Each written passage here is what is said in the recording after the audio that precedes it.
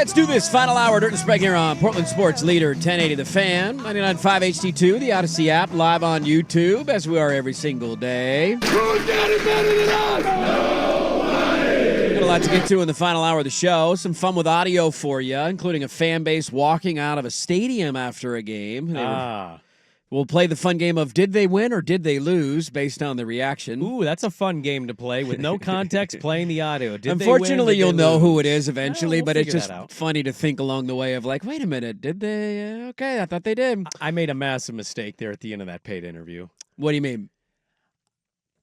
He didn't talk about any of the other points I made. I shouldn't have brought up Miami. Yeah. Because Miami is absolutely the best of both of those opinions. Yeah, look, I haven't backed down on the take that I still am pro expansion. I will acknowledge, and you disagreed with it on Monday, but Yeah. there was a little bit that just didn't have, like we were coming from a year where I watched my team in heartbreaking fashion lose to Washington for a second time. Like that was, you were living and dying with every play. And Georgia-Bama was a game where you're like, oh my God, Georgia hadn't lost a game in, 3 years? It just, not that they weren't great games and they weren't awesome, and there's not different ways that we can rework this and make them more important. But it lost just a hair of the luster for me. But It doesn't mean I'm not going to freak out or come in and say, well, that's great that we lost, or I'm not going to have hot takes on Monday for a loss. It just wasn't quite the same.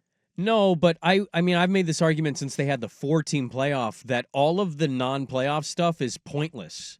And there is more unhappiness in that sport than there almost Completely ever agree with has that. been. Yeah, completely agree with that. Bama can lose a game to Vandy. Okay, big upset. You don't lose to Vandy. That's not allowed in Alabama. All right. Well, then you lose to Tennessee. Okay, all right, guys, that's enough. We've lost twice. And then you lose to Oklahoma. And now it's suddenly no fun games. And so it's like 2 losses is kind of okay. But for even Miami's of the world, it's not. Yeah. And so, like, this is kind of my overall point. You're not wrong to say it had an exhibition feel, or you watch a game and you say, well, Georgia Techs are both in, Penn State, Oregon, they're both in. You're not wrong there. You don't want to be the team that loses to James Franklin. Oh, of course not. You do not want to lose to Washington. There are a lot of elements of this sport that will not change. And when you win it, you can say, I didn't feel it as much. But when you lose it, then you start to feel it. And I don't think that stuff has disappeared. You're just given a little more grace. Yeah, there's more leash In the regular season now, and you don't suddenly have your world crumble by losing the one game. But I would argue again, when we got to 4, all of that disappeared. Yeah. You lose 1, your season might be done. You lose 2, you're cooked. You lose to your rival, you're still pissed. And if you didn't make the 4 team or you didn't make the 12, nobody cares about your bowl game. Yeah, I mean, I think the main argument against what I was feeling, and it was the main point that I was trying to make this weekend was just from the 2 games, not from the entirety of the weekend. Yeah, because we knew that Boise State, UNLV, Right. we knew SMU, Clemson. And that's the we knew argument that. is like, dude, there were, I think, 1 million people watched the Mountain West Championship game last year. I don't even know who played in it, to be honest with you. Tells you all you need to know, right? I'm So it was a assuming rematch. I believe it Was was it UNLV Boise? and Boise State. I'm assuming Boise won last year? Yes. Yeah. Okay. So I couldn't even tell you that, right? 3 million people watched that game on a Friday night. Yeah. And that game, I was glued to it because Playoffs. I knew the winner Right. was in. Now the Big 12 title game sucked, but I was glued to it to see the outcome, and then it became evident in the third quarter. And the same for the ACC game. You're like, oh my God, if Clemson wins this, they're in. Like those games mattered much more, and that's where I wanted to get to. So Pate brought this up on the show last night. He talked about it a little bit in the interview there. What he's hearing and where he thinks this is heading, which it will. We only got a 2-year agreement on this playoff. Just a reminder for you on that. This year and next year. That's it. That's all we got an agreement for. We know where this is This going. is going to change in 2026. Yeah. And his intel, as he kind of highlighted on the show, is that you're going to go to 16 teams. So you're going to expand again. Keep going, baby. You're going to get guaranteed bids per league, not just conference championships. The Big Ten might get 3 or 4. 3 or 4. The SEC is going to 3 get or 4. Yeah. ACC and Big 12 probably 1 or 2. Yep. And that conference championship weekend will be reimagined. And so it essentially will become a play-in weekend for the tournament. Like, so for example, More of a money grab. yeah, I mean, that's exactly what it is. That's like what that is. The reason they're not getting rid of this, did you see the number? I haven't seen them for the Oregon-Penn State game. Did you see what the numbers were for the SEC title game? probably the biggest of the weekend. It's to be honest 17 million average viewers for that game. So, like, people who say, well, you got to get rid of conference championship, you're not getting rid of those games. Like, the TV executives are not getting rid of that property, right? Like, that's incredibly valuable for them. 10.5 million. So we'll That's use up 5% from Michigan, Iowa last year. for Oregon, Penn State. Oregon, Penn State. Okay. Yeah. So this is how it would have looked. Let's use the ACC as an example, okay? This is you would probably get 4 for the SEC, 4 for the Big Ten, 2 for the ACC, 2 for the Big 12. Your group of 5. Yep. That gets you up to what, 11? So then you got that math right? But see, yeah. 4, 8, Because you're talking about guaranteed spots. for guaranteed spots. So Or that'd be now 13, maybe. I don't know. I'm bad at math. Well, if you're doing 4 and 4, No, that's that's 8. 11. Plus 4 more. Oh, that's 12, Be 13. 12. Yeah. That's plus 13. The group of 5 would be 13. And then you have 3 at-large bids. And that's going to go to Notre the Ole Dame. Miss. Notre Dame. Oh, the Notre Dame, Ole Miss. Well, and Ole Miss then- would have been in this scenario because the SEC would have 4 Okay. out of large bids. So Alabama, Ole Miss, whoever the outlier of that grouping is going to get it. And Yeah. then maybe your third ACC team. Sure, which ultimately, I don't know if there's 4 Big 12 teams that will ever deserve to get in or 3 ACC teams. But the way that we would rework the conference championship week to this point was, I'll use the ACC as an example. You get 2 at-large bids. SMU's undefeated in the regular season. They're your conference champion. They're an automatic, there's your conference champ. They're a number 1 seed. Instead of a conference championship game, you would have the play-in game between the number 2 team and the number 3 team. The winner of the game goes to the college football playoff. And so in this year, it would have been number 2 team Clemson, number 3 team Miami. Winner gets an auto bid to the playoff. Do we like that? Oh, we would absolutely already hate it because So- now you're going to be the team SMU. Let's use them as this example here. They didn't play Clemson or Miami, and they got crowned the regular season champion. They were undefeated in conference Oh, play. wait for the bitching and moaning about Miami having to play Clemson and Clemson having to play Miami while SMU gets basically a week off. Mm-hmm. So, no, we're going to complain about the next iteration of this if that's the way this is going to go. Because what would the Big 12 have done? The Big 12, Arizona State would have technically been because of tiebreakers. And they then would Iowa have been State, Colorado. It or would have been BYU? BYU versus Iowa State for the play-in spot. Awesome. I can't wait for that complaining. The Big Ten. I mean, what you're doing is you're just creating another version of complaining. Yeah. So, no, I don't think we're going to like it. Oh, okay. This still goes back to the underlying problem of they need to reconfigure how the regular season schedules are put together, and there needs to be some consistency conference to conference. The SEC needs to quit scheduling Sun Belt teams the week before. They will never give that up. You need to stop saying the SEC needs to stop. The SEC will get what the SEC wants. So everybody else needs to figure I am that out. curious, and maybe next time we get Josh on, if we come revisit this,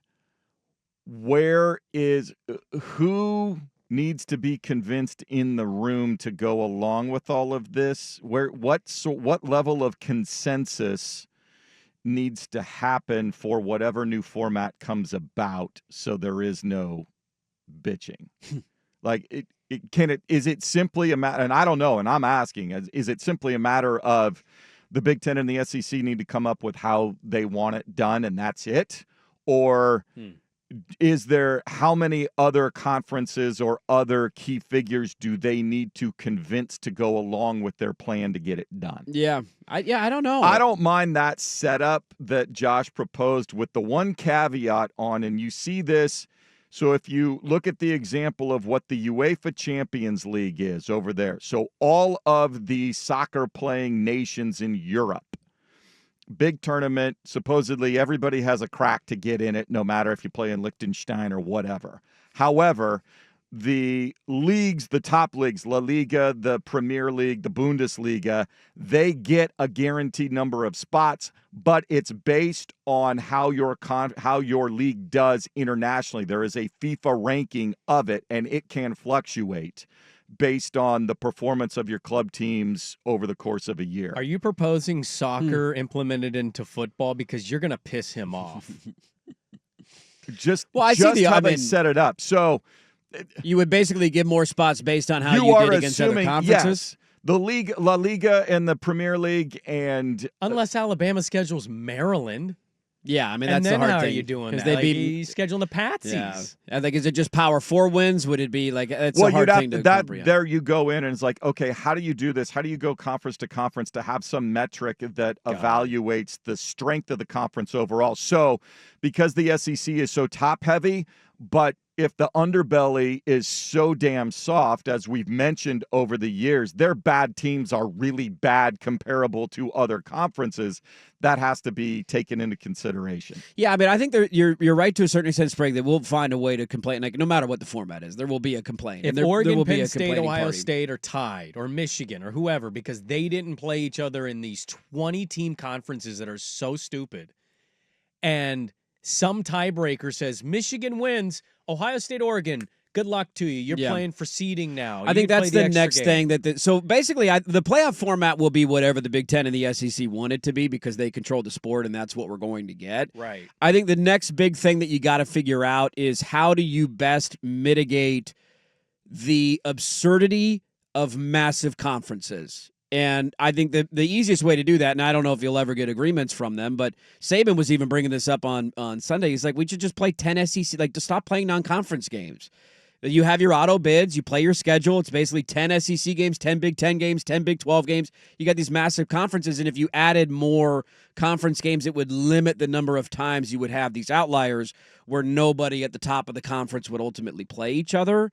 I do think it's an interesting look at how the sport could evolve into the future and how every game on the final weekend going into the playoff would have more significance and not hey, this is just for seeding. This is for if you win, you're the 2 seed. If you lose, you're the 5 seed. But I know you're in either way. And I think it also could bring some more importance back to the regular season and saying, I know if I finish 1, 2, or 3, whatever, in my conference standings, that I'm guaranteed a spot into the college football playoff. Like, it's a very difficult needle to try and thread.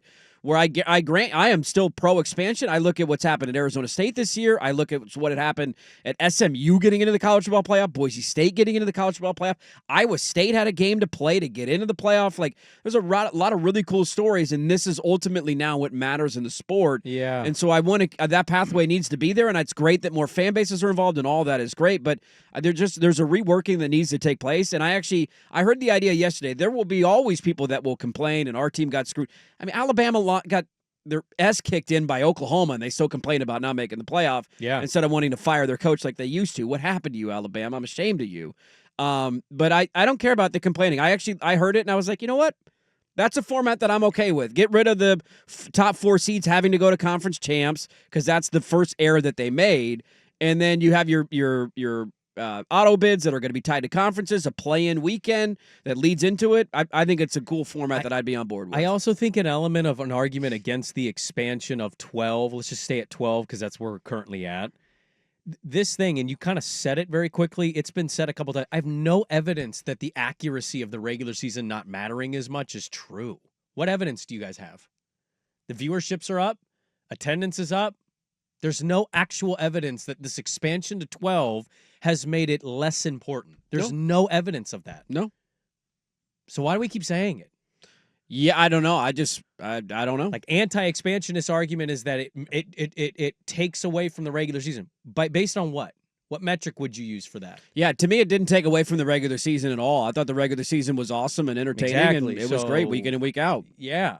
Yes. I didn't think it took away from it at all. Right, but it keeps getting echoed that the regular season is less important with the expansion. There's no evidence of that. So Pate floats what maybe a new playoff format could look like. We know it's going to change in a calendar year.